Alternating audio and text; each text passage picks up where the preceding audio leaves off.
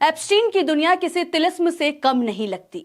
एक ऐसा रहस्यमयी चिराग जिसे जितना रगड़ा जाए उतने ही चौंकाने वाले राज बाहर आते जा रहे हैं। और इन राजों में सिर्फ नाम नहीं बल्कि दुनिया की सबसे ताकतवर हस्तियों के चेहरे भी धीरे धीरे बेनकाब होते दिख रहे हैं।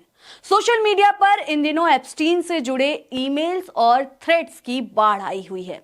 हर नया खुलासा, हर नया डॉक्यूमेंट्स एक नया सवाल खड़ा कर देता है। और सवाल सिर्फ अमेरिका या यूरोप तक सीमित नहीं है, बल्कि अब भारत के बड़े नेताओं और सरकार के मंत्रियों तक भी पहुंच रहे हैं।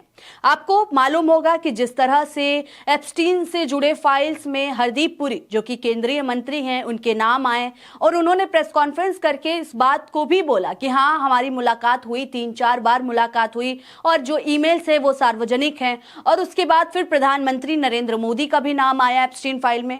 और इस बीच सोशल मीडिया में एक और खबर है, एक और नाम है जो चर्चा का केंद्र बना हुआ है, जिसके बाद से लोग ये पूछ रहे हैं कि आखिर ये नाम कहां से आया। आपको बता दें कि सोशल मीडिया यूजर आदित्य ओझा ने एक ट्वीट किया जिसने बहस को और तेज कर दिया। उन्होंने लिखा कि 5 जुलाई 2014 को जेफरी एप्स्टीन ने बिल गेट्स को एक ईमेल भेजा था। इस ईमेल में एप्स्टीन ने गेट्स से पूछा था, क्या आप 17 सितंबर को डॉक्टर वर्धन से मिलने वाले हैं?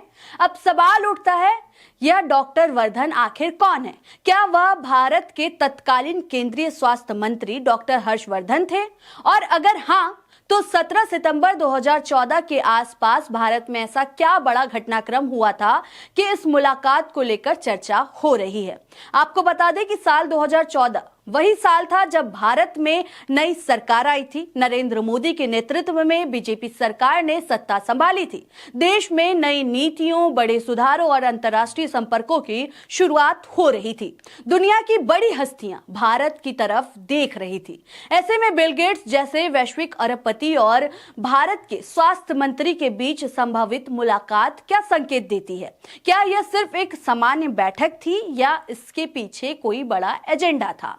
इस ट्वीट को कांग्रेस प्रवक्ता सुप्रिया श्रीनेत ने रिट्वीट करते हुए लिखा, मोदी सरकार के एक और मंत्री एप्स्टीन और उनके साथियों के बीच उनके बारे में और बातचीत। इस थ्रेड को पढ़िए। और अब जब इस थ्रेड को वायरल किया गया सोशल मीडिया पे, जब वायरल होने लगा, जब नाम चर्चा में आने लगा, तब एक यूजर गोर्क से, जो कि आजकल बहुत चर्चा में है, उससे पूछता है क्या ये सच है? तो गोर्क ने भी इस बात की पुष्टि की है।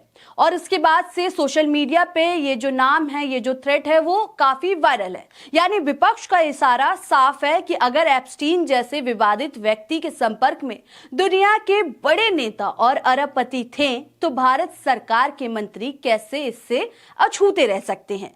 यहाँ सबसे बड़ा सवाल ये है कि एप्स्टीन तो अब इस दुनिया में नहीं है, लेकिन उसका जिन हर दिन नए नए रूप में बाहर आ रहा है।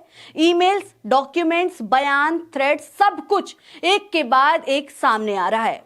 कौन जानता है कि अभी कितने और ईमेल्स आने बाकी हैं, कितने नाम अभी और छुपे हुए हैं इस डॉक्यूमेंट्स, इस ईमेल के अंदर। लेकिन सवाल यह भी है कि इन खुलासों पर सरकार की तरफ से क्या कोई जवाब आया? क्या किसी मंत्री ने खुलकर कहा कि हाँ, हमारी मुलाकात हुई थी, लेकिन इसका कोई गलत मतलब नहीं निकाला जाए? या फिर सरकार चुप्पी साधे बैठी है, जैसे कुछ हुआ ही नहीं?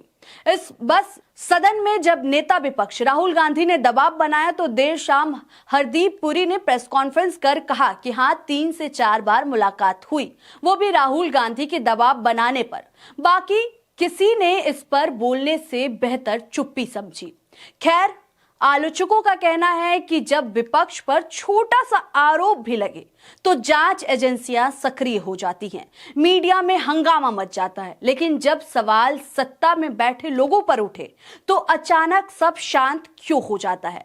क्या यह वही डबल स्टैंडर्ड नहीं है जिसकी बात विपक्ष बार बार करता है? सोशल मीडिया पर लोग पूछ रहे हैं, अगर कुछ भी गलत नहीं था तो सरकार खुलकर क्यों नहीं बताती कि ये मुलाकातें किस बारे में थी, एजेंडा क्या था, किससे किसने मुलाकात की और क्यों? तो क्या सरकार इन सवालों का जवाब देगी या फिर एप्स्टीन का जिन यूं ही नए नए राज खोलता रहेगा और सत्ता के गलियारों में खामोशी बनी रहेगी। फिलहाल सवाल बहुत है, जवाब कम है, और जब तक जवाब नहीं मिलते तब तक एप्स्टीन की रहस्यमयी दुनिया लोगों के दिमाग में डर और शक दोनों पैदा करती रहेगी। आपको क्या लगता है, जिस तरह से सुप्रिया श्रीनेत, जो कि कांग्रेस की प्रवक्ता है, कांग्रेस नेता हैं, उन्होंने जिस तरह से ट्वीट किया और कहा कि एक और नेता, आपको क्या लगता है ये डॉक्टर वर्धन कौन हो सकते हैं? आप क्या सोचते हैं? आप अपनी राय हमें कमेंट्स के जरिए जरूर बताएं। तब तक के लिए देखते रहें बोलता हिंदुस्तान। शुक्रिया।